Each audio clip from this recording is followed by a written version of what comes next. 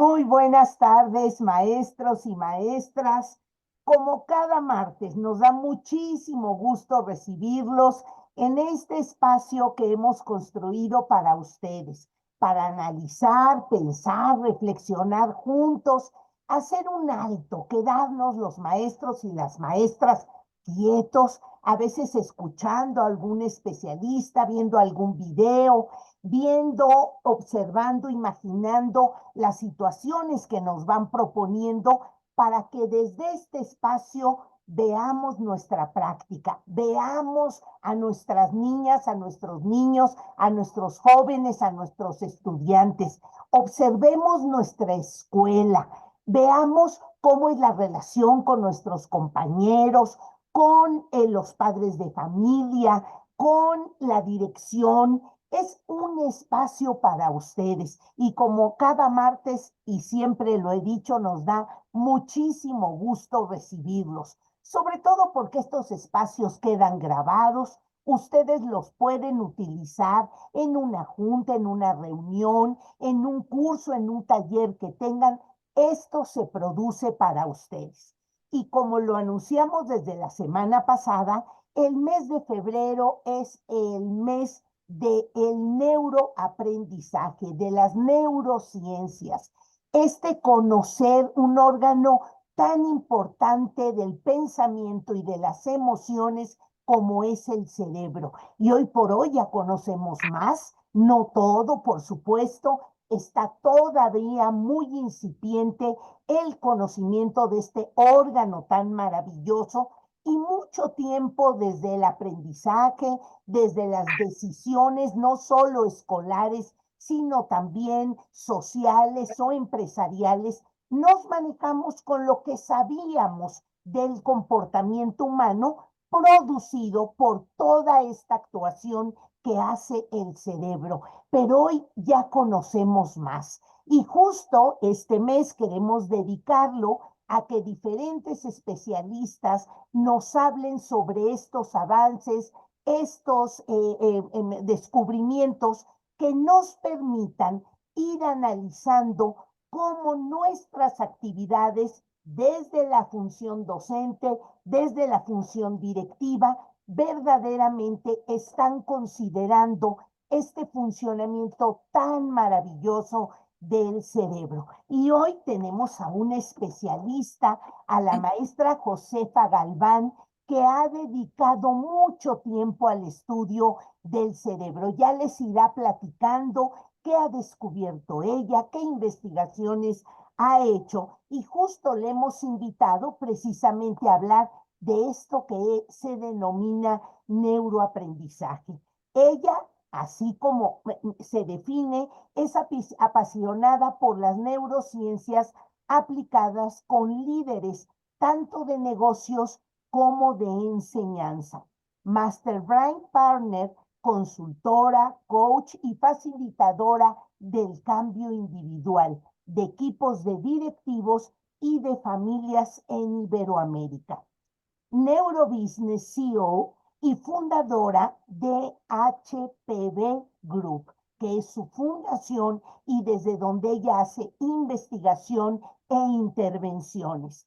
Ella es psicóloga, tiene una maestría en ciencias de la educación superior, también estudios de alta dirección en el IPADE y coach ontológico, entre algunos otros estudios que ella ha realizado y que le permiten hablar con mucha seguridad de lo que es el neuroaprendizaje.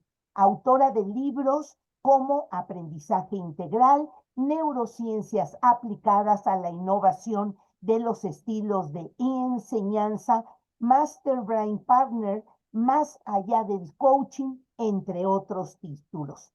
Y finaliza siempre su autodefinición como estoica, viajera, Siana Ariana. Ella nos va luego a explicar esto qué significa, gallo conejo 48, observadora e indagadora del comportamiento humano y por supuesto, y me consta, enamorada de la vida. Maestra Josefa, como siempre es un gusto recibirla en estos espacios para maestros Y sin más, les dejo con ella para que nos profundice qué es esto del neuroaprendizaje. Muchísimas gracias. Bienvenida, maestra Josefa, maestros y maestras también ustedes.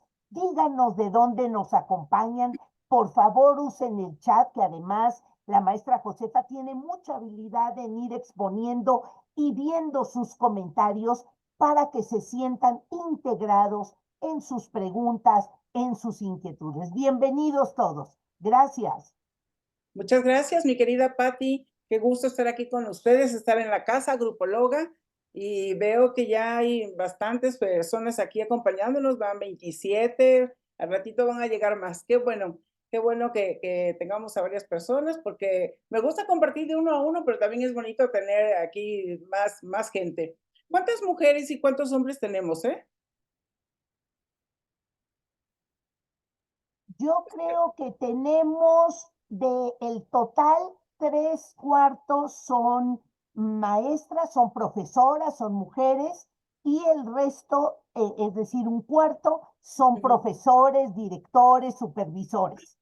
Muy bien, qué bueno. Fíjense que en la parte de capacitación y todos estos temas, desde hace muchos años he observado el fenómeno de que las mujeres somos las que tenemos la mayor proporción, ya sea por el cuidado de los hijos, ya sea porque somos maestras o porque siempre enseñamos algo, ¿no? Entonces, los hombres también, pero no se han preparado tanto.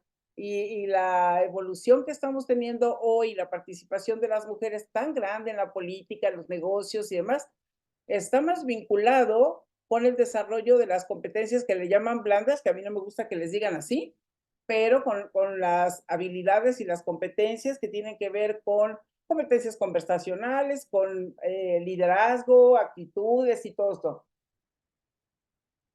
Y a los hombres en la escuela no se les han enseñado esto, no los han enamorado de estos temas, porque incluso, por ejemplo, los que estudiaron ingeniería, yo me acuerdo, que estuve casada muchos años con un ingeniero, y cómo le costaba trabajo la administración, porque las tenían como optativas, no, o sea, y si quería la tomaba, pero el ingeniero pensaba que tenía que ser un buen técnico, o que esos temas eran como para mujeres, todo eso de las emociones y demás. Y ahora, ayer estaba haciendo unos artículos pequeños y observo que me puse a revisar, a ver, cuáles son las habilidades y las competencias y los conocimientos que se espera que tenga la gente para el 2030 o para el 2050.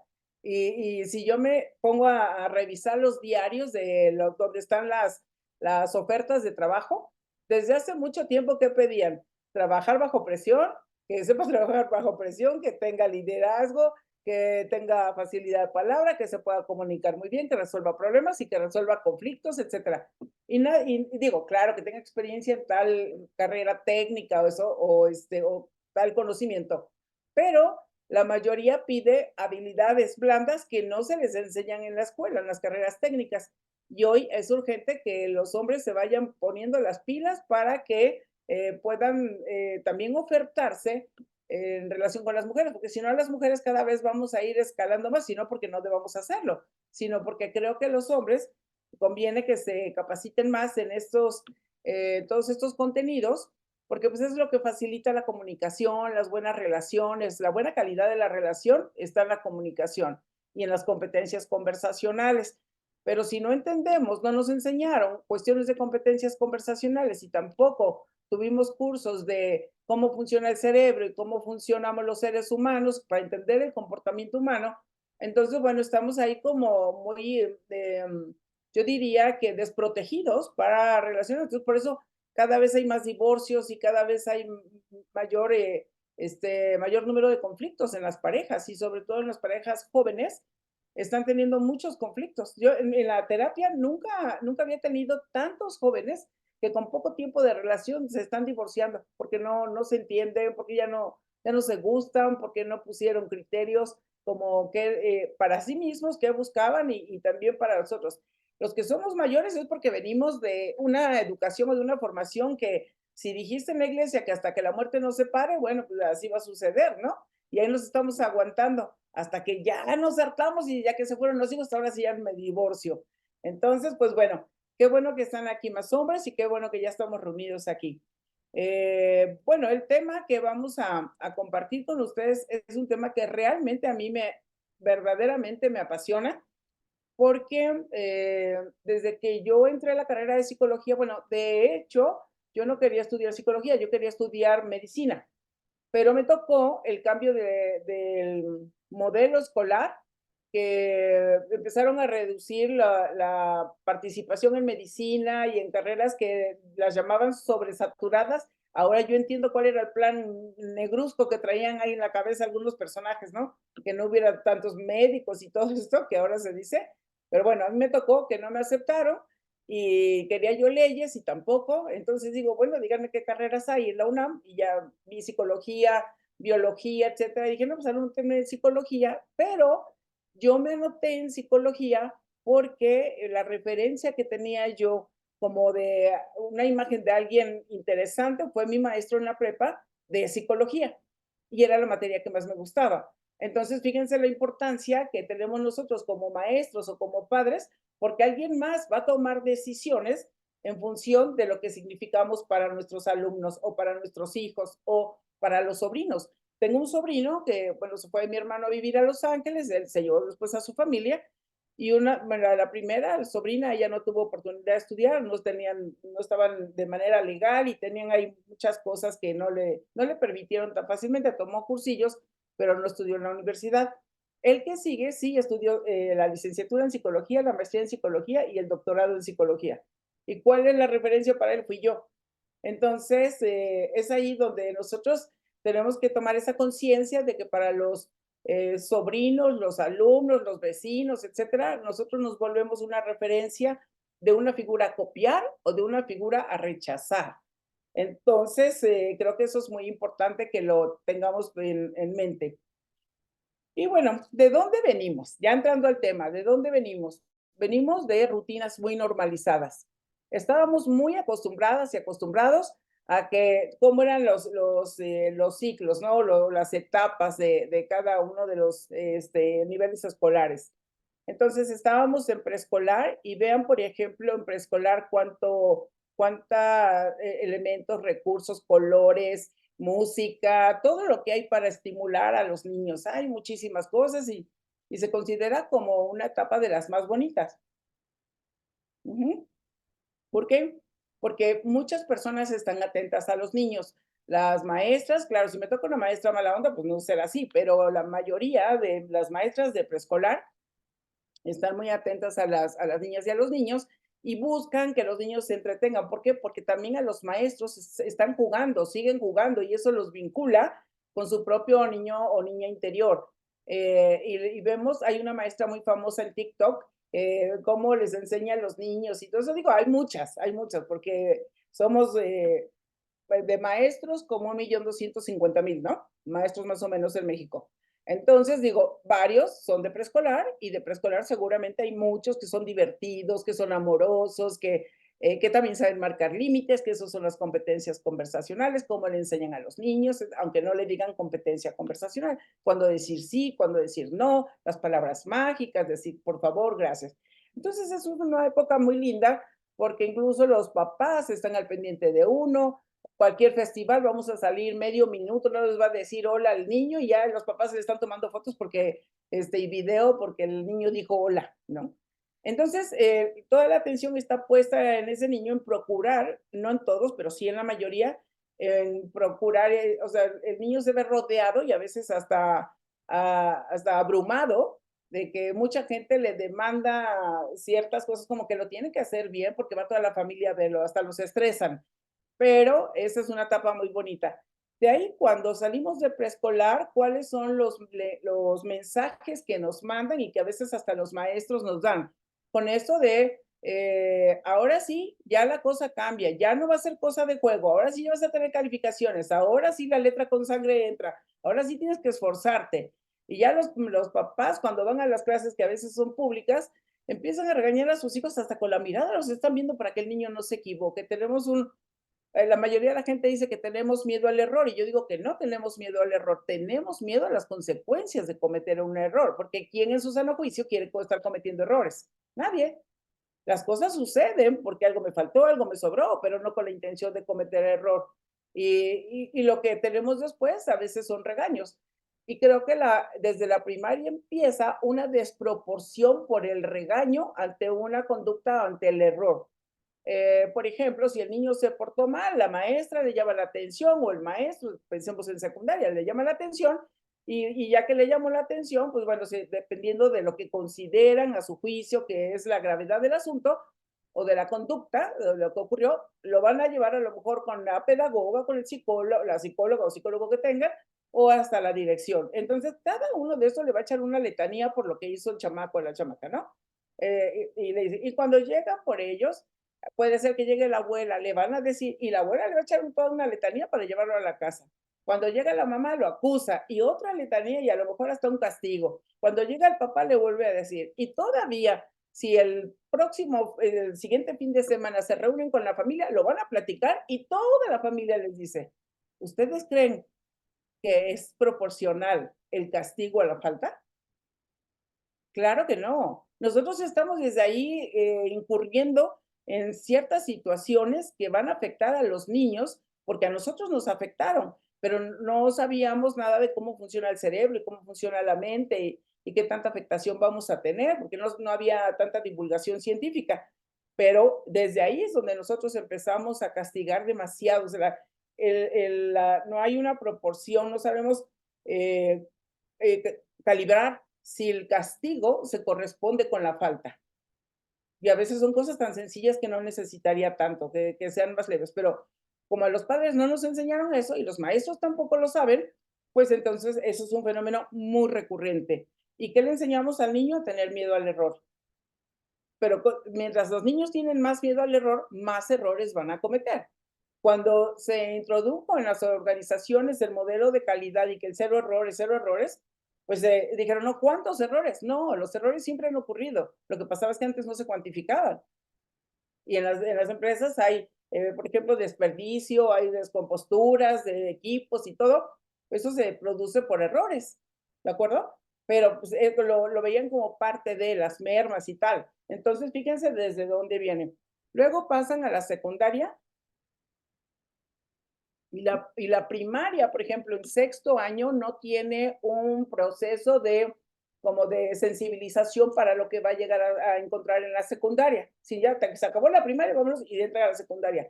¿Cuál es el cambio más significativo? Que ya en la secundaria va a tener varios maestros, no va a tener dos o no va a tener tres con los que interactúa. Ahora a lo mejor va a tener 11 o va a tener 10, etcétera. Y no les iba, son diferentes estilos y son diferentes materias. Y ahí el niño o la niña entra sola a otro mundo donde no los preparamos para ese cambio. Y no tan solo eso, sino que ya también en la secundaria ya empieza a tenerse más el abandono por parte de los padres. Digo, sucede desde la primaria, pero en la secundaria más. Y en la preparatoria entre secundaria, que estamos ahí en la adolescencia y la preparia, que están entrando a la juventud, y que el cerebro está en un proceso de maduración y que el proceso cognitivo también está en maduración, nosotros quisiéramos que se comportaran de determinada manera, pero ellos también están en un cambio hormonal, están en muchos cambios, están en un cambio de crecimiento, de hormonas, de transformación de su cuerpo y no entendemos, como que ya lo sabemos y lo damos por hecho, lo dejamos como un tanto como si una situación obvia, pero creo que vale la pena que pongamos más atención a esas transiciones que están viviendo los jóvenes para que nosotros podamos ayudarlos o enfrentarlos de una mejor manera. Cuando pasan a la licenciatura ya es como si hubiera una autonomía responsable, cada quien se tiene que hacer cargo, excepto en algunos que a lo mejor hasta son sobreprotegidos por parte de su familia y también los van inhabilitando para que sean responsables, etcétera. De ahí nos vamos a posgrado, ya quien entra en posgrado ya es quien decide qué es lo que quiere hacer, ¿no? Y cómo lo quiere hacer. Pero también en posgrado yo considero que hay un error muy importante y es el que se tomó el posgrado como el mecanismo para evitar la tesis, para que ya los jóvenes se pudieran titular.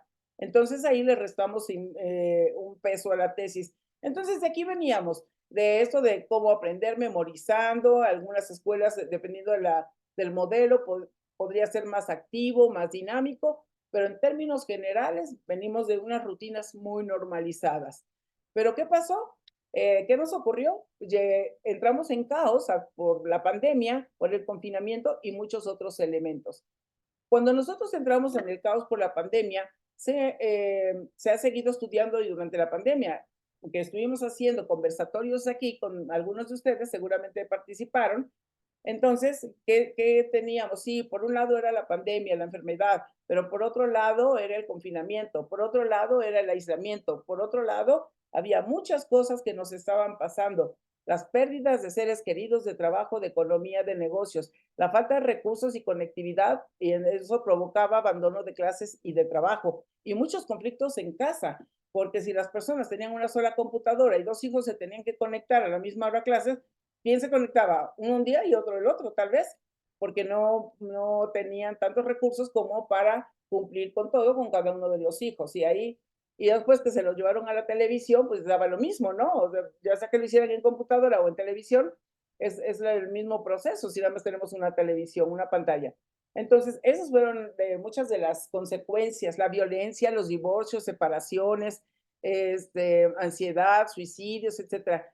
La parte psicológica se afectó mucho, trastornos por un exceso de estrés, la ansiedad, depresión, miedos, inseguridades, tristezas, que mucha gente no lo ha procesado, lo ha tenido de una manera como que pues es parte de nuestra resiliencia, nuestra capacidad adaptativa, nuestro cerebro tiene capacidad para hacer eso. Muchos de nosotros, yo les decía en unas charlas que daba, que era importante que pusieran atención a cómo estaba su respiración, porque si no dejaban al cerebro, principalmente a la capa reptiliana, a la parte reptiliana, que hiciera lo que quisiera. Y nosotros mentalmente no tomábamos el control de cómo yo quería respirar o qué era lo que quería hacer, qué era lo que quería aprender, cómo regular todo esto para estar mejor. Entonces, lo que ahí pasaba, ¿verdad? Es que el cerebro era el que respondía, el que nos mantuvo vivos, porque nosotros ni siquiera nos preocupábamos por respirar. Yo tuve un poco de ansiedad y andaba, o sea, muy raro y tenía mucha comezón en las pantorrillas y todo eso. Decía yo, ¿qué me pasa? Entonces no podía estar sentada tanto tiempo, me tenía que estar parando y comer que una galleta. Eso es ansiedad. Y dije, no, pero yo no soy de ese estilo, o sea, no tengo ni, digo, sí estaba estresada porque todo cambió, pero a nosotros se nos cayeron los proyectos que teníamos y a ver cómo le vamos a pagar nómina, etcétera. Pero fíjense que dije, a ver, esto tiene que ver, si les estoy diciendo que tomen agua y yo les enseño cómo respirar y yo les enseño todo eso, pero ¿por qué me está pasando? No lo identificaba. Entonces me metí a tomar un curso en Harvard que me encantó porque fue un curso que fui a buscar de voltaje neuronal. Entonces, no lo terminé porque ya cada vez era el lenguaje más complejo de la parte del voltaje y la electricidad, pero ahí me di cuenta que estaba yo teniendo alteraciones eléctricas y porque sí sentía yo cosas raras así en mi piel o en el cuerpo o de pronto como unos impulsos y empecé a tomar agua, me dediqué a tomar agua, traguitos, traguitos chiquitos de agua, pero todo el día estaba yo tomando agua y vi cómo se me reguló. Dije, pues me estaba haciendo falta agua, que es el agua es un elemento conductor de la electricidad, ha ayudado mucho.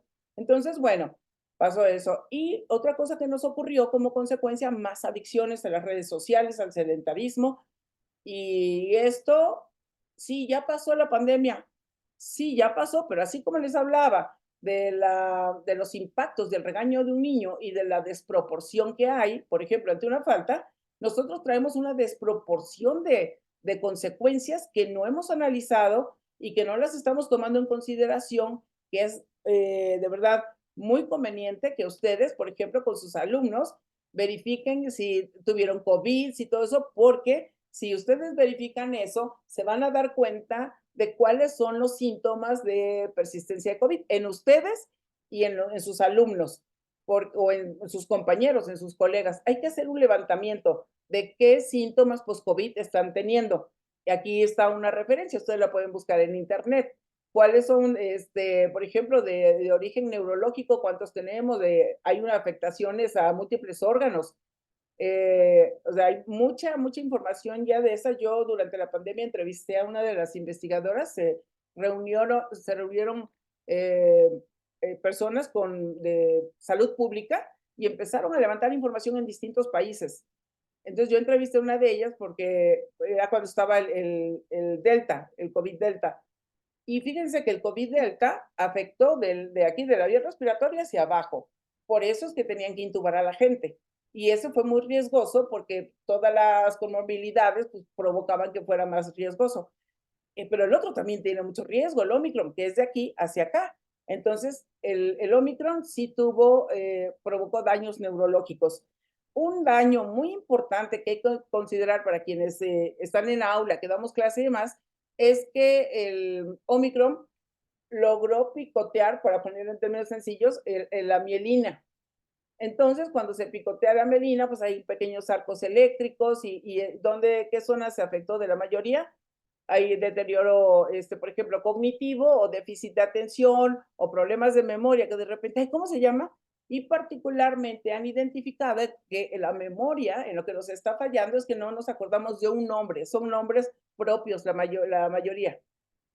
Que estamos ahí, ¿cómo se llama? ¿Cómo se llama? Ay, fulanito, y aquí no tenemos nombre, pero no, o no viene una palabra. Y esto se debe al Omicron. Y yo con la gente que le doy coaching o que le doy terapia o mentoring, yo estoy haciendo, les pregunto, ¿qué tipo de COVID tuviste? ¿Qué cosa, qué consecuencias tienes? ¿Ya te has atendido? ¿Cómo va tu vitamina B12? Porque la vitamina B12 refuerza mucho la mielina.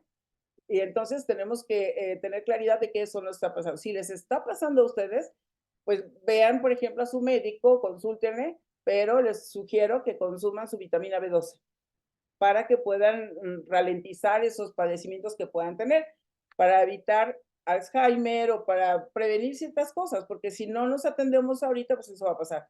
Pero se están dando casos de dificultades en el habla, el manejo de algunas palabras, para entender las instrucciones de algo, para entender lo que me están diciendo, hoy es más complejo, más difícil. Por otra razón, no tan solo por Omicron, sino por la adicción a las redes sociales. Por tanto tiempo que las personas están conectadas. Vi una encuesta donde la gente decía que unos que 1 hora, otros que 2 a 3 horas. A ver quién se las cree. Yo, el otro, digo, yo no, yo me meto, posteo y me salgo, porque sí también tuve mi temporada de que no soltaba. Entonces dije, no, no, no, a ver, corte.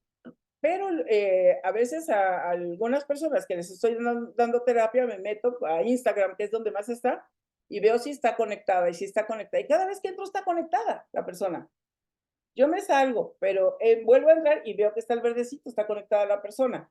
Entonces le digo, oye, ¿cuánto tiempo te pasas? No, es que nada más paso de rapidito a ver, y el tal día vi que te tardaste porque tuve mi teléfono ahí prendido, nada más para tomarte el tiempo a ti. Yo me salí 2 horas después y tú seguías ahí. Regresé y te vuelvo a encontrar.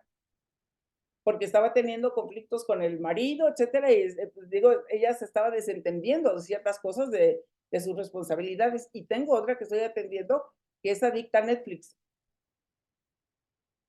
Entonces, se le ha pasado comiendo palomitas, comiendo botana para estar viendo las series. Entonces ya están identificados esos trastornos de adicción, ya tienen nombre, como el trastorno de Snapchat, por ejemplo, que los muchachos, eso se ha incrementado mucho en la cirugía plástica, que llegan, pero los papás también que llevan a las hijas que sí, a que les hagan la cirugía plástica y les llevan el teléfono para que vean la foto con el filtro, que les gustó mucho de Snapchat y así quieren que les hagan la cirugía, así quieren estar. O sea, estamos en un momento de verdad de locura de muchas cosas. El periodo de confinamiento y de aislamiento provocó que mucha gente, muchos nos volcáramos a estar en las redes sociales. O sea, tampoco hay que hacerse loco que yo no participo, que yo no estoy, no, sino vamos a ver cuánto tiempo estamos ahí. Pero para la enseñanza, para el aprendizaje, hay que tomar en consideración esto porque sí está pasando. Entonces, tenemos que buscar otras estrategias para poder llamar la atención. Y, por ejemplo, les pido que ustedes anoten en el chat, ¿qué es lo más frustrante hoy al enseñar para ustedes? ¿Qué es lo que les pone con incomodidad, digamos, para enseñar? A ver, aquí les leo. Ah, mira, aquí América nos dice que le quedó el hígado deshecho, no puede tomar complejo B, puros ejercicios neuronales. Checa qué otra vitamina, América. Díganme ustedes qué es lo más difícil para enseñar hoy.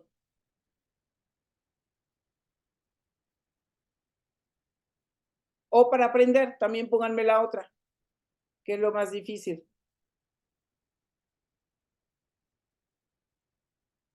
Ah, que no ponen atención, ¿ok? Ese es el número uno, ¿eh, Elsa? Ese es el número uno. Incluso las personas que están conectadas a nivel de trabajo, ese fenómeno lo estamos viendo, que están en juntas, pero no están poniendo atención. La falta de interés está vinculado también con eso. Es muy frustrante que yo cuando enseño matemática, los periodos de atención son cada vez más cortos, sí. Hay que calcular los periodos como los elementos clave importantes, hay que darlos durante un minuto y hay que ver cómo se ancla. Luego se te olvida lo que tenías que decir, sí. Se distraen con mucha facilidad, los estudiantes no profundizan por sí mismos, sí, eso es cierto. La atención dispersa. Claro, si tenemos una atención desenfocada, lo demás no va a pasar. No te van a entender ni el proceso ni te van a entender lo demás. Este, y esto es muy complejo. Es desesperante para uno como instructor o como maestro, como papá, estar llamando la atención, pero hay que no sean autónomos, ajá, que se les tengan que recordar permanentemente lo que tienen que hacer. Eso es cierto, Pati.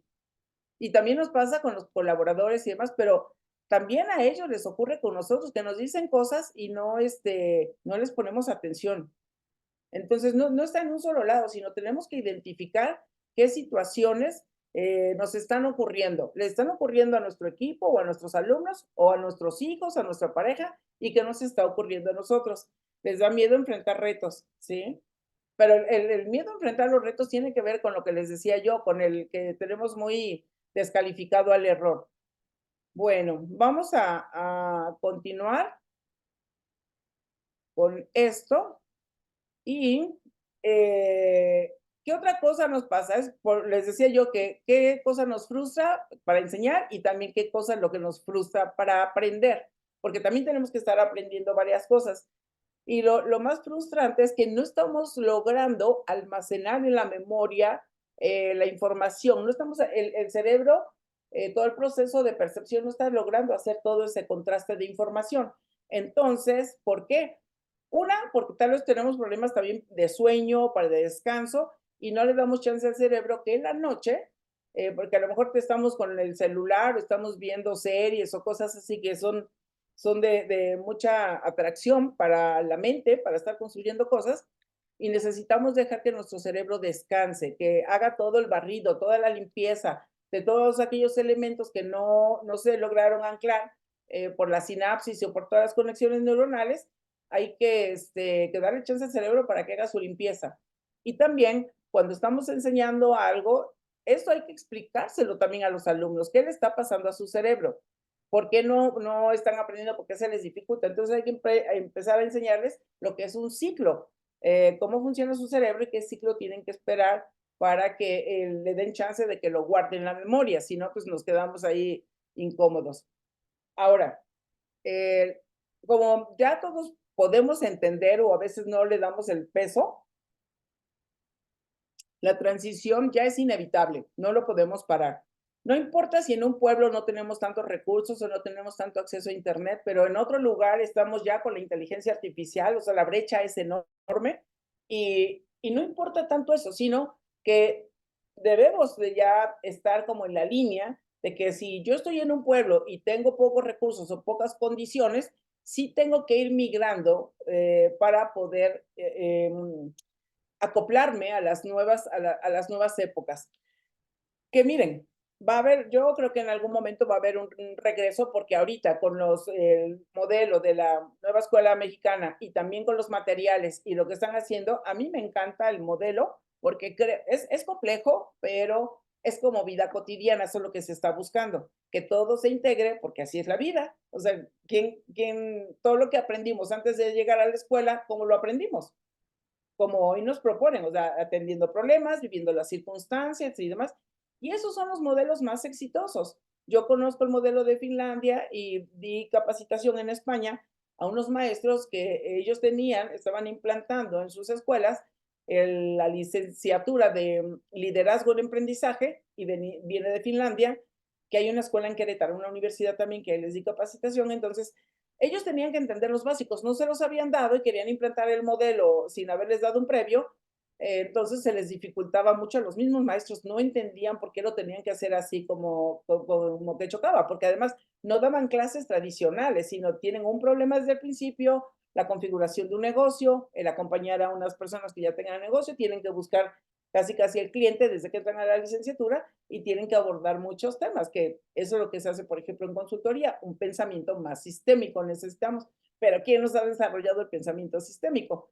Entonces, cuando a mí me dijeron, oye, fíjate que estamos teniendo esta situación, le digo, bueno, hay que ayudarles a entender cómo funciona el cerebro y demás, y luego cómo funcionan los sistemas, para que vean que todo está correlacionado y que sí es coherente, pero nos cuesta trabajo. Entonces, antes teníamos una escuela que, sin conciencia de aprender, o sea, que no, como toda investigación, como toda ciencia, la ciencia no inventa nada, la ciencia analiza los fenómenos. Primero los observa y ya de ahí trata de explicarlos de una manera ordenada o de una manera científica o de una manera matemática, pero las cosas ya ahí están. Todo lo que sabemos del cerebro, pues no lo está inventando la ciencia, sino que los investigadores científicos están viendo qué hacemos los seres humanos. Y a alguno que le llamó la atención una situación, como a mí me llamó la atención, ¿qué me pasa? ¿Por qué me siento ansiosa si yo no pertenezco a ese grupo? Entonces dije, pues debe ser algo de electricidad. Me fui a meter y aprendí otras cosas, ¿de acuerdo? Pero el fenómeno ya yo ya lo tenía, nada más pues, necesitaba la explicación. Luego fuimos a otra etapa, o estamos en otra etapa, porque unos ya van más avanzados, pero otros no, de un cambio obligado por las circunstancias y contextos. Los contextos políticos, las circunstancias climáticas, todo esto que está cambiando y que necesitamos enseñar otros contenidos.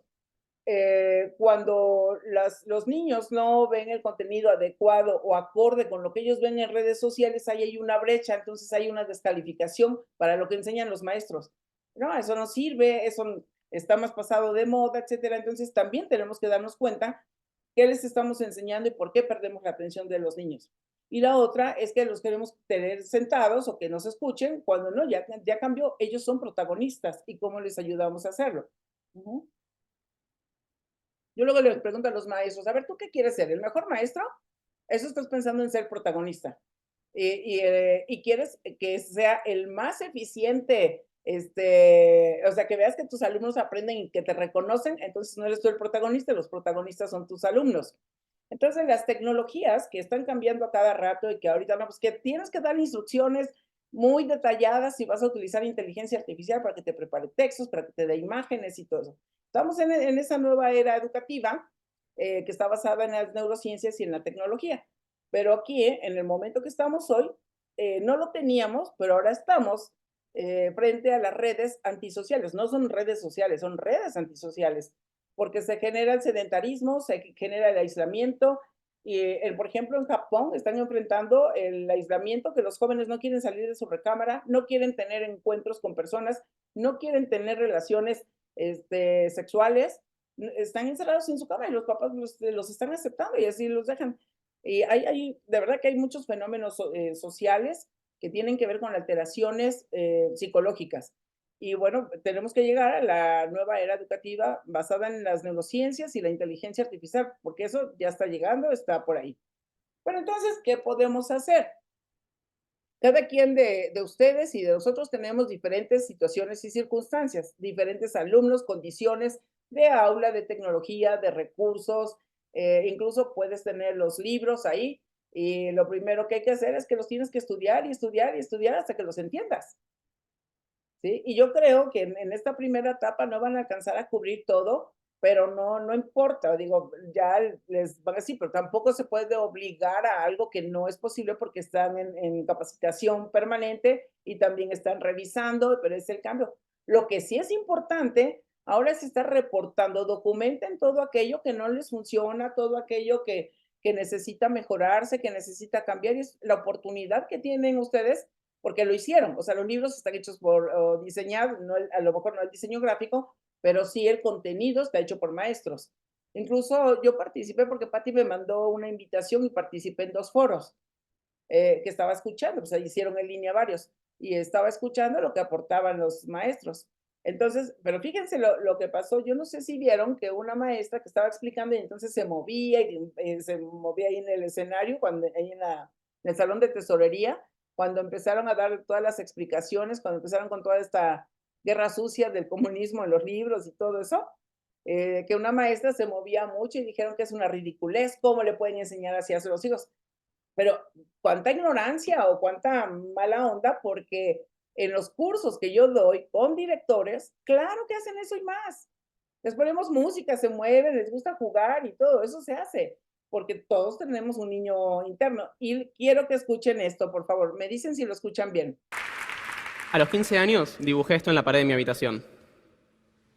Ahí estoy encerrado atrás de los barrotes, pensando en una de las cosas que más me gustaban, los aviones. Así me sentía en ese momento. Me sentía preso, preso en la escuela. Y casi todos mis amigos, fueran de la escuela que fueran, sentían lo mismo. El año pasado terminé la escuela y ahora trato de entender lo que sentí estos 12 años. Y creo que sentía eso porque todos los días en la escuela eran más o menos iguales. Para la mayoría de las materias, la clase era entrar al aula y quedarnos ahí sentados escuchando al profesor, copiando lo que escribía en el pizarrón, pasando esas letras blancas en ese fondo verde a la carpeta en el banco, para después repetir las cosas en la prueba. Todos los días, durante muchas horas, por varios años. Pizarrón, carpeta, prueba. Pizarrón, carpeta, prueba. Y tal vez me sentía preso porque también sentía que en la escuela no había ningún espacio para aprender sobre lo que me interesaba. A mí siempre me gustaron muchas cosas, como los aviones del dibujo. Y cuando estaba en mi casa me encantaba aprender sobre eso. Por qué vuelan, cómo influye cada detalle. Para eso tuve que buscar muchas cosas en internet y experimentar armando aviones con papel, cartón y sacar conclusiones. Pero en la escuela no había lugar para eso. Mi vida se dividía en escuela y mundo real. En escuela y aprender. Y a varios de mis amigos les pasaba lo mismo. A la que le gustaba la música y tocar la guitarra, al que le gustaba dibujar historietas y crear personajes. Sentíamos que la escuela nos robaba el tiempo para hacer lo que nos gustaba. Cuando estábamos en la escuela, lo único que queríamos era que suene el timbre para que sea la hora de irnos. Pero cuando salíamos, casi siempre estábamos cansados, apagados. Estábamos zombies, con ganas de no hacer nada más que ver la tele o boludear con el celu. Mucha gente está pensando cómo mejorar la escuela, pero varios de los cambios que se proponen son grandes y llevan tiempo.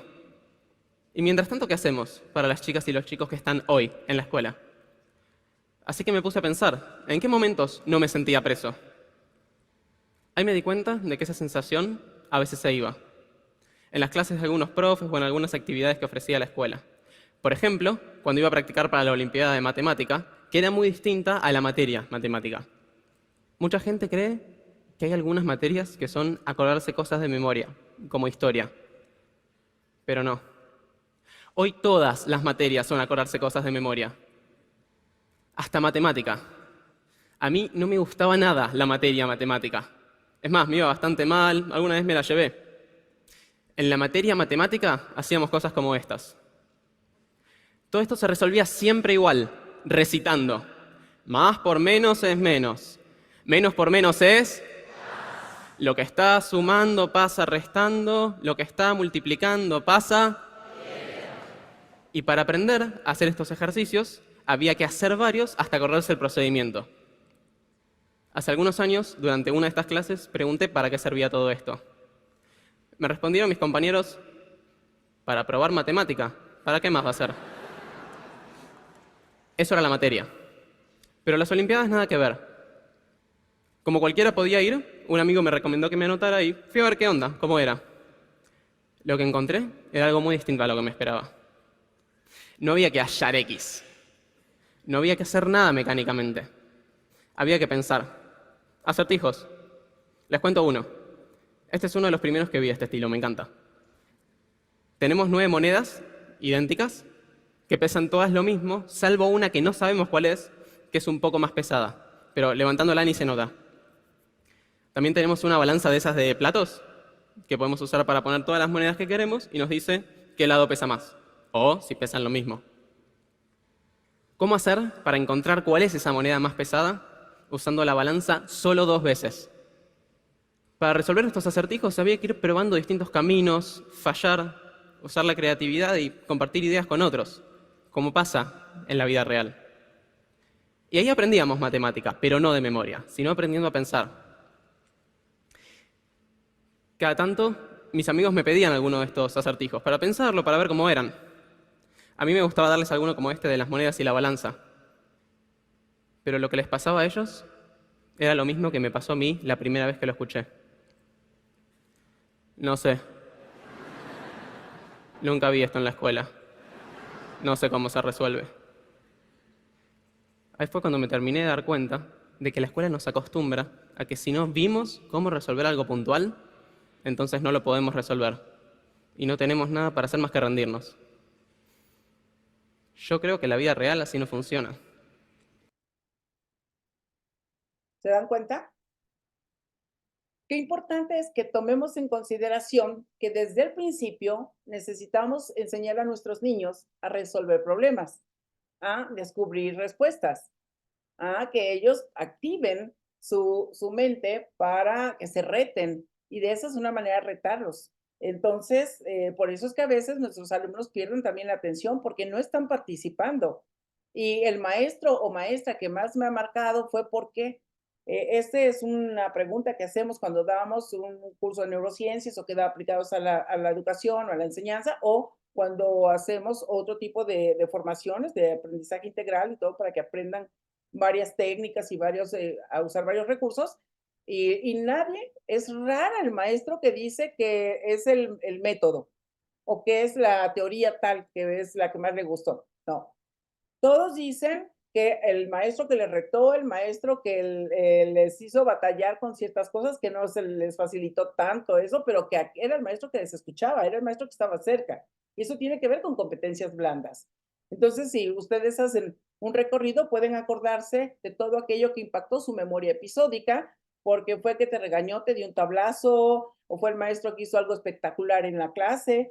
Yo me acuerdo de un maestro que decía que a él le tocó tener un maestro que él se aprendió los quebrados de una manera espectacular, porque el maestro en el pueblo llevó una sandía, claro, llevó un machete, pero no está, ahora no se puede llevar un machete, ¿no? pero a lo mejor ya la llevas para allá, pero lo hizo así, ¡pah! Y que les dijo, estos son 2 medios, y ¡pah! Y estos son 4 cuartos, y así les fue enseñando las fracciones.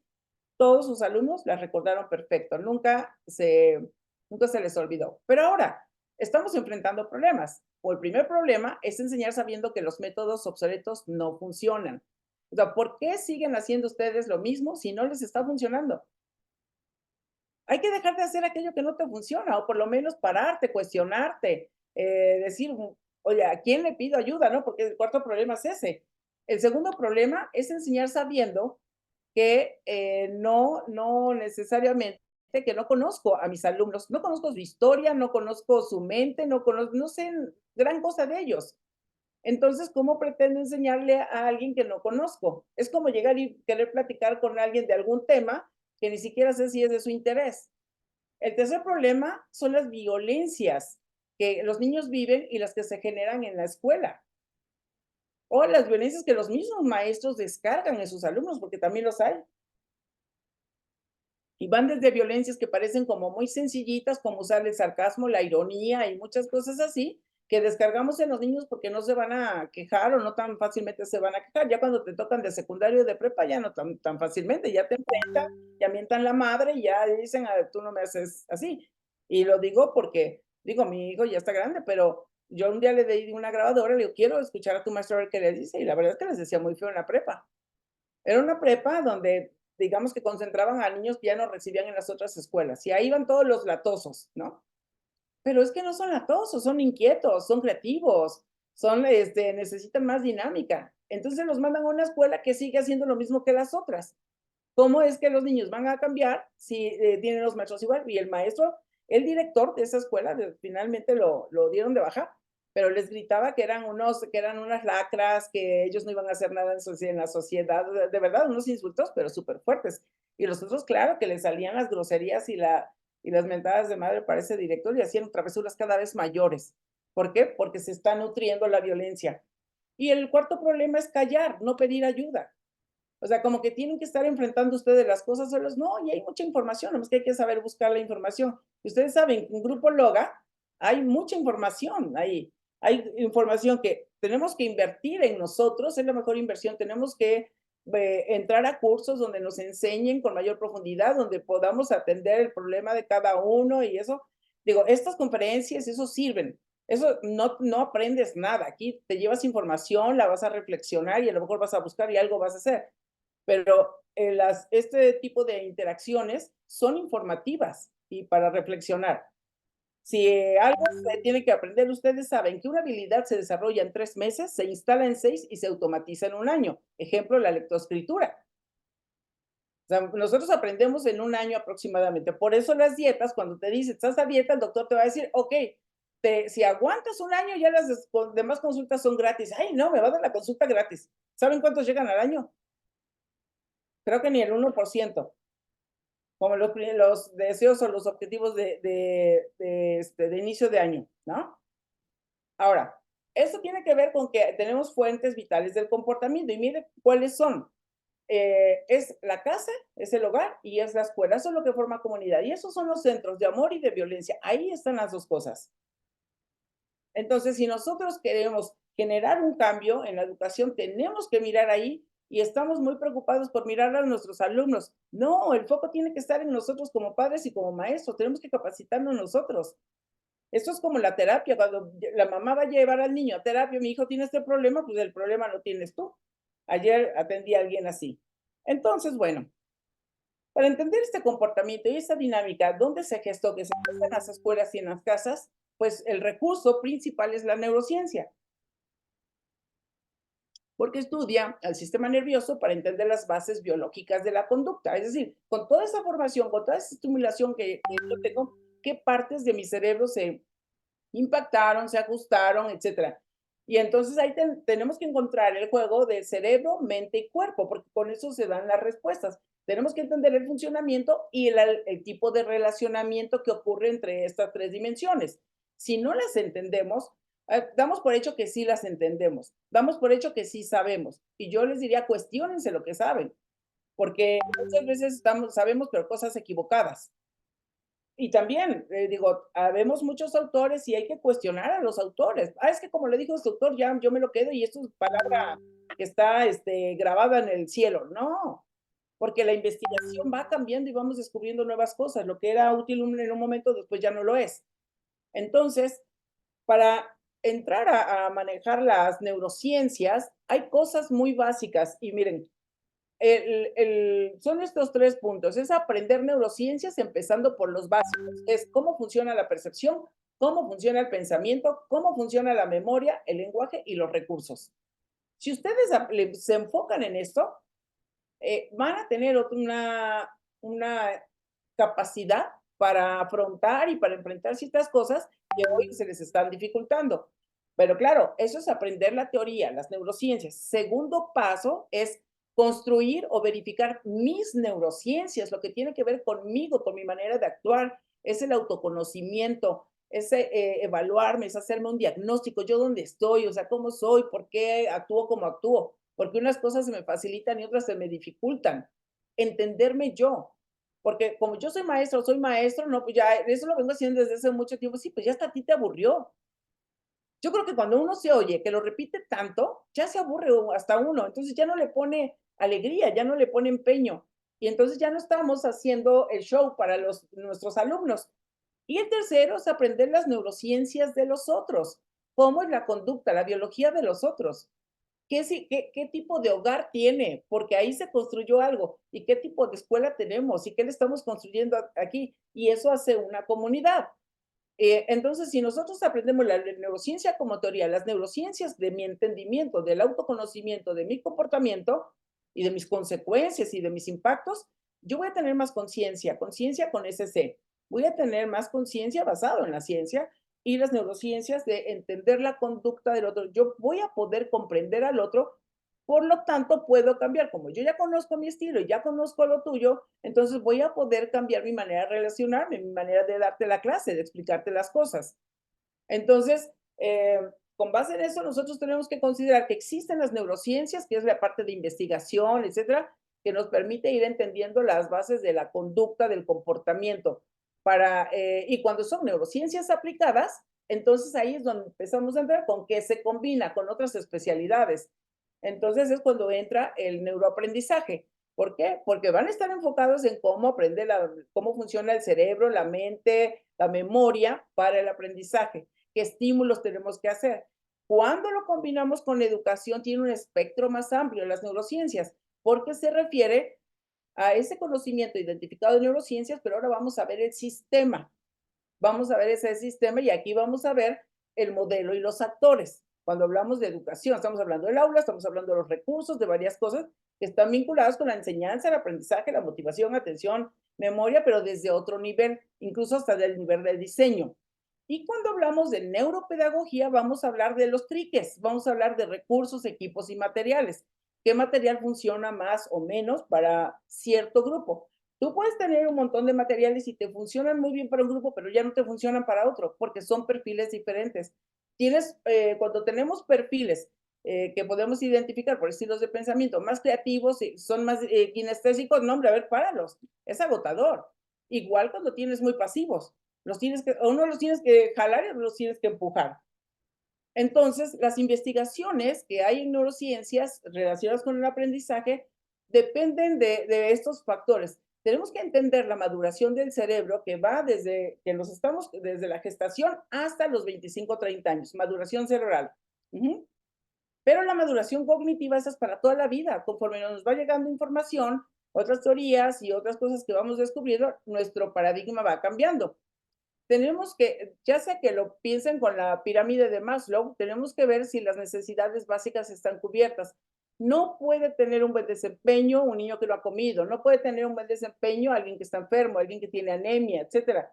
Yo lo veo hasta con los directores, que tienen buen sueldo y demás, pero han descuidado su salud y de repente le digo, dime cuándo te hicieron el último estudio. Y encuentro que una persona que ha sido muy brillante, que ha ocupado posiciones internacionales, de pronto su desempeño es deficiente. Cualquiera diría, ¿cómo? Pues sí, pero entonces me voy a buscar en salud, algo debe estar pasando, la inteligencia no se evapora.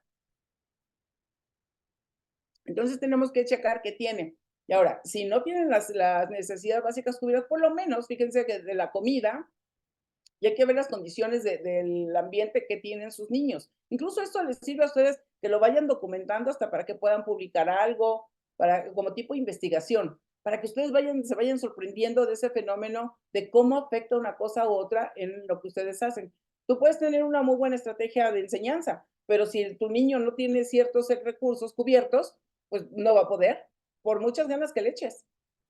¿De acuerdo? Y tampoco te puedes olvidar de él, porque tienes unos que van muy bien y tienes otros que se atrasan, ¿no? Que se atoran. Y también el establecimiento de las redes neuronales pertinentes, es decir, qué es lo que tienes que reforzar en cada niño para que se fortalezca la conexión neuronal. El aprendizaje, el incorporar algo, el hacerlo cuerpo, eso es hacerlo cuerpo, es que se tienen que repetir varias veces. Algunas teorías dicen que es el 7 más menos 2, es decir, por lo menos 5 veces es menos y es el 7, más 2 son 9. De 5 a 9 veces se tiene que repetir el elemento clave, lo que le va a ayudar al niño o al adolescente a vincular otros conceptos para que pueda dar con lo que queremos que aprenda, ¿no? Y luego, pues necesitamos un lenguaje positivo, un lenguaje estimulador. Esas articulaciones que hacemos de las palabras, intenciones, dicen, el poder de la palabra, no, pero la palabra forma la interpretación. El poder está en la interpretación, no en lo que yo digo, sino en qué cosa tú interpretas. Yo aquí puedo decirles muchas cosas y ya, lo dije y yo me voy. Y a veces me ha tocado que después de dar una conferencia para más de 1000 personas, de pronto un día me encuentro a alguien y me dice, ay, es que lo que dijiste me cambió la vida. Y digo, pues dime qué dije, porque yo no sé qué fue, ¿no? Entonces, por eso tenemos que checar cuál es el valor, el poder está en la interpretación. Ahora, ¿qué tipo de interpretaciones tienen nuestros niños? Nos tenemos que acercar a ellos para saber qué pensó, qué entendió, qué interpretó. Y eso, estimular las emociones positivas. Si no hay diversión, si no hay atractivo, si hay maltrato, pues los niños no tienen deseo de seguir. No quieren estar ahí, no, o sea, no crean que de alguna manera repiten o quiebran las materias por placer. No, es porque no pueden, no han puesto atención, no les ha llamado. Y preguntémonos, ¿qué sí le gusta? ¿A qué le dedica más tiempo? ¿Qué podemos hacer nosotros? Y eso hay que hacer, levantar una encuesta desde el principio de año con nuestros niños para, yo les diría que antes de arrancarse ya con su programa, dedíquense una semana a explicarles, a conocer a sus niños o a sus adolescentes o a sus jóvenes y luego explíquenles cosas sobre su cerebro. Como este video, que después ustedes pueden llevarse un conjunto de videos para que vean cómo, por ejemplo, qué son las células glías, que eso es una cosa impresionante y es bella. Y de cómo cuando se hace un deterioro en una conexión neuronal, vienen las glías y reparan todo eso de volada. Entonces, que vean, que conozcan su cerebro para que vean que las drogas y todo eso va a dañar toda esa maravilla que tienen interna. O sea, no la pueden ver porque no se las han mostrado. Entonces, hay que enseñarle. Yo a mis hijos se las enseñaba desde chiquitos y mi hija era más curiosa. Me decía, mamá, todo eso está pasando. Y a veces llegaba corriendo, mamá, yo creo que hay mucha actividad en mi cerebro, ¿no? Y ella participó en cosas que hacíamos de aprendizaje integral. Entonces, tenemos que provocarles las ganas de aprender, pero también pues nosotros debemos llevar ganas de enseñar, ¿no? Porque queremos que tengan ganas de aprender, pero nuestra conexión, somos mamíferos. Véanlo con los perros, por ejemplo, lo que sucede, si ustedes tienen perro en casa, proyecta con el que se lleve más, con el que esté más conectado, va a proyectar la conducta, siendo muy inquieto, siendo muy ansioso y demás. Yo ahora que mi hijo tiene una cachorra, una Doberman, yo vi cómo la cachorra va cambiando y dije, mira, pues te está reflejando, le estás, ya ya brella, pues eres tú el que está así. Ella tiene sus tiempos, tiene sus ritmos y contigo se altera porque están muy conectados. Y en un salón de clases, tenemos una cadena mamífera ahí. Nuestro cerebro mamífero se conecta. Entonces necesitamos generar un ambiente de confianza, respeto, armonía, alegría, etcétera. Y la teoría nos lleva a entender, necesitamos entender qué es un cerebro, qué son los hemisferios, cuáles son estas capas, las zonas especializadas del cerebro. Si nosotros no entendemos esa teoría, pues eso ya lo he visto mucho. ¿Serías capaz de explicarlo de manera sencilla a tus alumnos? Si me dices que no, yo creo que la mayoría me va a decir que no, así que pónganse a estudiar esto. Eso es lo primero. Si no entiendes cómo funciona el cerebro, no puedes dar esa clase. Y ¿Sabías que uno de los procesos más importantes de nuestro cuerpo se llama sinapsis? Pues mira, aquí te explicaré cómo funciona. La sinapsis es un término que se utiliza para describir la comunicación entre neuronas y se refiere específicamente a la transferencia de información de una neurona a otra a través de una conexión especializada llamada hendidura sináptica. La sinapsis es esencial para el funcionamiento del sistema nervioso, ya que permite que las neuronas se comuniquen entre sí y controlen casi todas las funciones del cuerpo. Y esta comunicación se lleva a cabo mediante la liberación de neurotransmisores, los cuales son sustancias químicas que transmiten señales de una neurona a otra. También esta llamada hendidura sináptica es una pequeña brecha entre las neuronas que permite que los neurotransmisores se liberen y se unan a los receptores de la membrana de la neurona receptora. Y esta fuerza de conexión sináptica puede cambiar con el tiempo en un proceso llamado plasticidad sináptica. Y desde el punto de vista clínico, la sinapsis se ha relacionado con diversas condiciones neurológicas y psiquiátricas. ¿qué es lo que sucede ahí? Cada vez que tú estás enseñando algo, se están haciendo conexiones neuronales y se están generando neuroquímicos porque la percepción recibe la información y entonces hace una evaluación porque lo contrasta con la memoria. Eso es nuevo, eso es bueno, eso es interesante, hace todo eso. Y en el momento que algo le interesa, se hace la sinapsis. Esa sinapsis que va a dejar la información en la memoria, la puede dejar por un ratito porque se va a memoria de corto plazo, a memoria inmediata o se va a la memoria de largo plazo. Para que se vaya a la memoria de largo plazo, cuando terminamos de hacer esto, hay que hacer una pausa para que la guarde la memoria. Si no le damos la pausa, pues es como estar en el TikTok y está tac, tac, tac, o en el Tinder para los que se andan metiendo al Tinder, que pasa, ni siquiera terminan de ver la foto cuando ya descalificaron. Entonces, es muy importante que nosotros tomemos en consideración lo que ustedes al enseñar están haciendo y los niños al aprender están haciendo conexiones neuronales. Ya ven que está muy de moda lo de desaprender. De una vez les digo que eso no pasa. Ya sé que lo dijo un alguien que se le ha dado mucho crédito, pero no pasa eso. No se rompen las conexiones neuronales, se pueden poner a un ladito, pero lo que hacemos sobre ese camino neuronal, vamos a generar un brote, una nueva hojita, una nueva rama, que va a ser como un puente elevado que se va, o un puente subterráneo para conectarse, va a ser un bypass, se va a brincar un paso, porque le faltaba algo. Por ejemplo, si una persona no saluda y queremos que salude, un niño que no salude y queremos que salude, no le vas a cortar todas las conductas del saludo, no todas son nuevas. Nada más hay una parte de la conducta que es hola, buenos días. O como hacen los maestros que están esperando a sus niños y que los niños saludan de una manera o de otra, eso que también está mucho en YouTube. Cada niño va eligiendo cada día cómo saludar y hasta eso te puede dar la pauta de cómo llega el niño, ¿de acuerdo? Pero tenemos opciones para que ustedes se vayan formando. Esta multiversidad nosotros la desarrollamos, es nueva y aquí en Instagram, ahí van a encontrar contenido que les puede ayudar. Les voy a poner para que ustedes vean.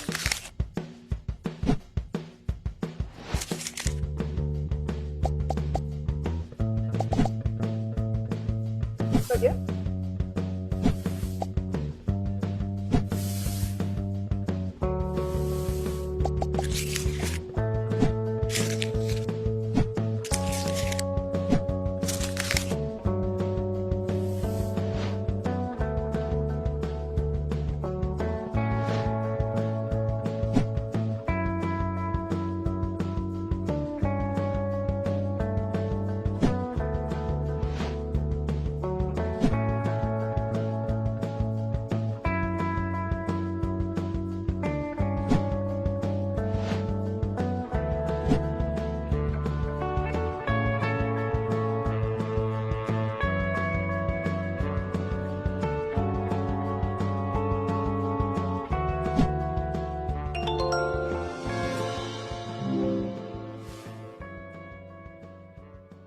Bien, aquí en Multiversidad ustedes van a encontrar varios contenidos de esto que les estoy explicando, los básicos que tienen que saber, y así deciden, pues, nosotros hicimos un asunto casi de apoyo, principalmente a maestros. Los cursos son muy baratos y ustedes pueden tomar ahí los cursos a su tiempo, a su ritmo, y ahí van a aprender los básicos, que es de lo que les voy a hablar enseguida. Entonces se pueden suscribir a ese canal y visitan la página también, pero en el canal tenemos varios contenidos en estas presentaciones que incluso esas los pueden usar, o sea, las proyectan, así como se las proyecté yo ahorita, desde la misma plataforma, se las proyectan a los niños y les digan, vean esto, vamos a explicar tal cosa, cosas que ustedes no necesitan trabajar, ya están hechas, úsenlas, ¿de acuerdo? Porque luego dicen, ay, no, es que voy a preparar todo el material. No, úsenlas ustedes, tomen sus notitas y todo, pero hagan que los niños lo trabajen o manden a los niños a que vayan a consultar. Ustedes tienen que identificar estas páginas.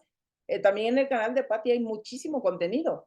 O sea, que vayan, este contenido de alguna manera sirve para explicárselo a los niños y a los adolescentes, porque quienes me están preparando este contenido también son millennials y centennials.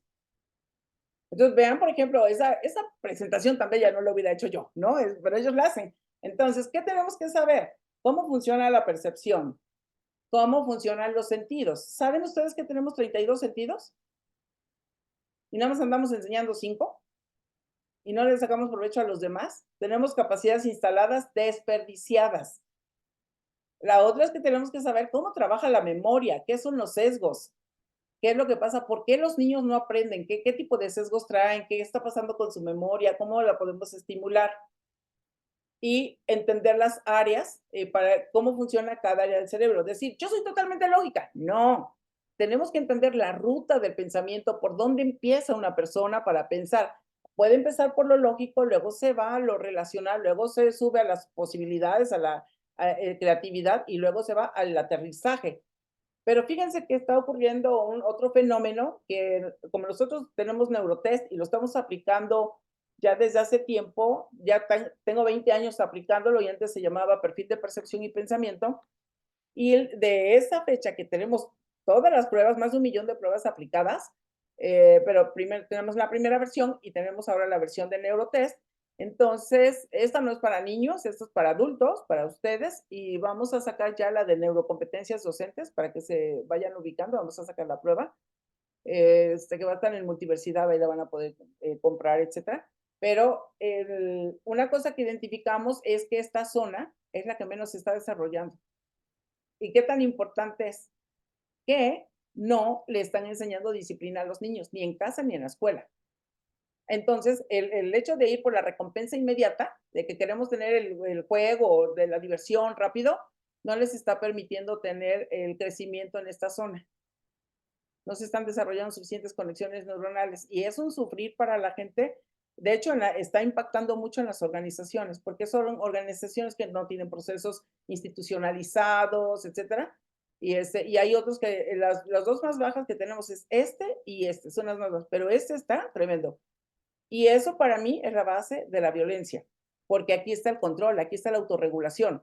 Si no logramos hacer esto, si no estimulamos esta parte, pues cada día la violencia va a ir creciendo más. Y eso ya lo tenemos muy identificado.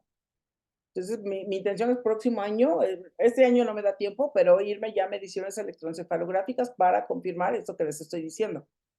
Si logramos identificar lo que así está el asunto, está grave, ¿eh?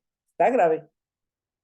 Porque no, o sea, ¿por qué una persona se va a hacer cortes en la piel? Es que aquí está la regulación para no hacerlo. Entonces, si ustedes ven, por ejemplo, en determinado momento en los jóvenes, ¿no? Que cuando empezaron con los suicidios, yo dije, déjenme aplicarles a los alumnos, estoy buscando a los del ITAM y todo, ¿no? Pero lo quieren tapar y o sea, lo menos ruido haya. Cuando no tiene que ver con la escuela. Sí, puede haber estrés, pero no tiene que ver con la escuela, tiene que ver con la configuración neuronal de los muchachos. Porque, fíjense, a veces entre ellos mismos hay antagonismo, o sea, traen un antagonismo interno. ¿Sí? Entonces, cuando entendemos cómo se comunica la persona consigo misma y cómo se comunica con los demás, ya sabemos qué hacer. Tenemos uno para niños, pero no lo queremos sacar porque el niño cambia cada rato. Cambia más que un adolescente, eso se los hace medio arriesgado, porque en menos de 3, 4 meses, 6, dependiendo de lo que viva el niño, va a cambiar. Pero a lo mejor sí les puede servir. Ya lo pensaré. Le voy a platicar con Pati a ver si hacemos una prueba piloto para decidirnos. ¿Vale? Y bueno, con esto quiero cerrar, que es urgente que tengas más conciencia del impacto que tenemos con nuestro comportamiento. Identificar los factores críticos que favorecen o limitan o afectan el desarrollo, la convivencia y la enseñanza. Y que conviene aprender, saber cómo apoyar a los alumnos, porque aprender neurociencias no es un lujo, no es extravagancia, es una cosa urgente y responsable. Y lo primero, lo que les decía, es entender la neurociencia, cómo funciona el cerebro, mente, cuerpo. 2, conocer tus neurociencias, cómo es la condición neurobiológica de tu comportamiento. Y el tercero es comprender el de los demás. Y eso nos permite saber que no existen ovejas negras. Somos ovejas arcoíris. Tenemos mucho, mucho por hacer y esto es con la prueba que estamos midiendo, se llama Neurotest. Así que pues, saber neurociencias del comportamiento, mira, te quita no tienes que andar como Sísifo, ¿de acuerdo? Así que con esto cierro.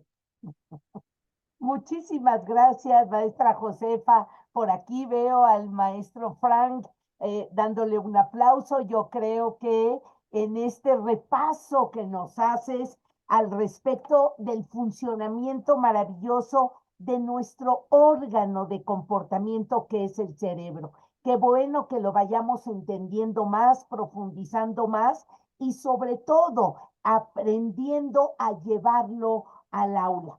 Estos temas de las sinapsis y cómo estos árboles que ya se crearon, los maestros podemos ir haciendo otros puenteos, dejando otras vinculaciones para que el niño vaya quitando esos sesgos, esas ideologías que a lo mejor sobre su propio proceso de aprendizaje no son adecuadas. Y nos has compartido muchas condiciones, ejercicios físicos, ver lo de la alimentación, el descanso, la forma de hablar, de que el chico se sienta seguro, de plantear retos, de hacer cambios y esta parte de mantener al cerebro hidratado, ¿no? Estas cosas de que, ay, no había que comer, no, el tener una jarrita de agua, un poco ahí de algo nutritivo que los chiquillos hagan que estén mucho más animados, creo que son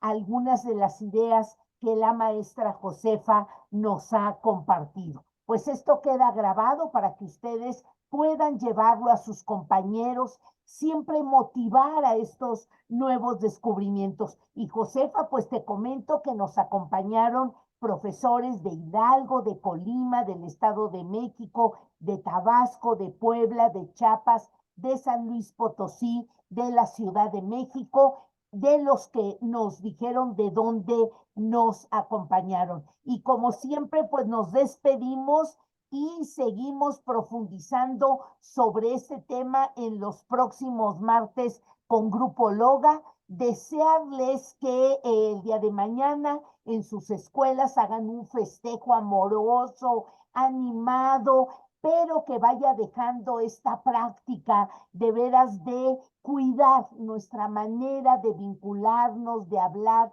de relacionarnos. Ya la maestra Josefa nos decía que tenemos indicadores, la violencia, las separaciones, la agresividad, el hecho de no saber escuchar, nos habla de que algo no estamos haciendo bien, y en la escuela es un gran espacio para poder hacer cosas para todos los niños, para todas las niñas. Nos despedimos Pati, Pati, sí, déjame contestar Josefa, una pregunta que está aquí sí. del profesor Francisco Alanís. Dice, las redes sociales acostumbran al cibernauta a atender por periodos cortos un video, que de tal manera si a los cuantos segundos no captan la atención se cambia de canal. Esto repercute en la enseñanza porque los alumnos se acostumbran a desconectarse de la clase por no haber algo novedoso en 2 minutos. Eso es cierto, pero yo aquí una recomendación que puedo hacer es que hagan sus bloques de 1 minuto y después de ese 1 minuto y después el siguiente, bueno, en otro momento pones de 1 minuto un poquito más y luego 1 minuto lo haces de 2 minutos, porque él fue por aproximaciones sucesivas metiéndose a ese rollo. Bueno, pues por aproximaciones sucesivas, vámonos metiendo, vamos por él de allá y lo traemos para acá para que pueda poner atención de otra manera. Es como cuando los niños empiezan a jalar el cabello a la mamá o al papá y se dejan, ay, no, déjame, o a veces le pegan. No, jala el cabello para que vea, bueno, claro, no lo lastimas ni se lo arranques, pero jala el cabello para que tenga una noción de lo que está haciendo. ¿De acuerdo? No quería dejar de pasar esto porque yo sé que eso les está ocurriendo y sí es desesperante que quieren hacerlo, ¿no? Entonces, pues bueno, yo ya no quiero abusar más de su tiempo, a mí me encanta, yo me podría seguir aquí con ustedes 3 horas. Pero cualquier duda, busquen en Multiversidad, pueden hacer la pregunta y con mucho gusto ahí les atendemos. ¿De acuerdo? Pues además de ideas, nos dejaste estos espacios. Muchas gracias, Josefa. Gracias a ti, Pati, gracias Muchas a todos. gracias, maestros y maestras. Que disfruten mucho su día mañana y nos vemos el próximo martes. Un abrazo fuerte a todos. Chao. Gracias. Bye. Bye. Un abrazo.